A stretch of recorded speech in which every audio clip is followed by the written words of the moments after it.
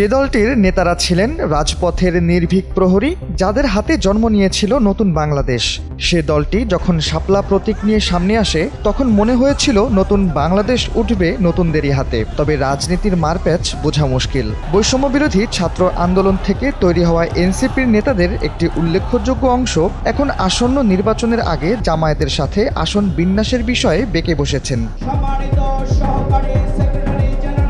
আসন বিন্যাসের আভাস আসতেই শনিবার সন্ধ্যায় পদত্যাগ করেন এনসিপির সিনিয়র যুগ্ম সদস্য সচিব ডাক্তার তাসনিম জারা। তার পাশাপাশি আরও ৩০ জন নেতা রয়েছেন যারা চান না এনসিপি জামায়াতের সাথে আসন সমঝোতায় আসুক। রীতিমতো তারা দলের আহ্বায়ক নাহিদ ইসলামকে চিঠি দিয়ে অবগত করেছেন বিষয়টি, কেন তারা জামায়াতের সাথে আসন সমঝোতায় রাজি নয়।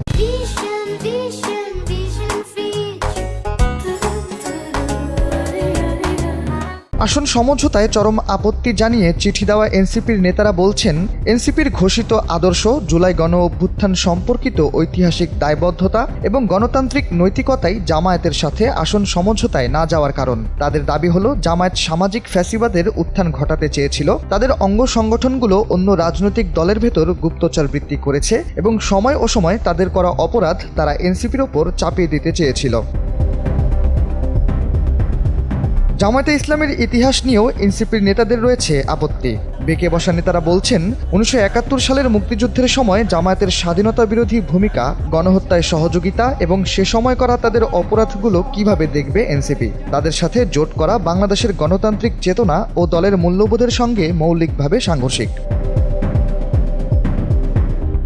জামায়াতের সাথে আসন সমঝোতায় গেলে এনসিপি ভাঙবে, এমনটাই বলছেন রাজনৈতিক আলোচকরা। তবে সার কথা হলো, এনসিপির আহ্বায়ক নাহিদ ইসলাম ও মুখ্য সমন্বয়ক নাসিরুদ্দিন পাটোয়ারি একাধিকবার আসন্ন ত্রয়োদশ জাতীয় সংসদ নির্বাচনে 300 আসনেই প্রার্থী দিতে পারবেন বলে জানিয়েছিলেন।